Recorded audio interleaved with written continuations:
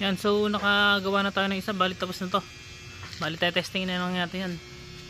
3 kilowatt 24 volts blue core hybrid off-grid inverter. So ayan, naka-ready na lahat yan. Naka MCCB na yan.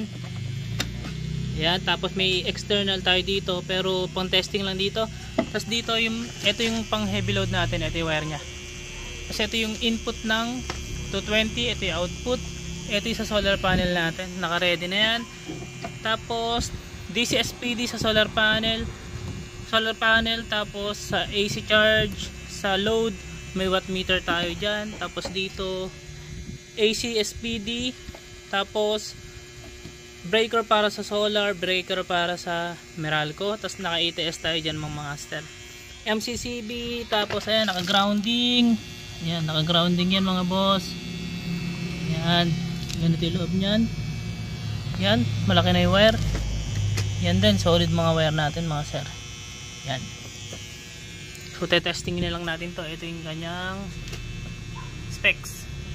Ito, ang ganda ng unit natin ngayon. Ito yung talagang sariling design na natin. Ito yung push button nya. Diba, ang ganda nya. Solid. So testing na lang natin to.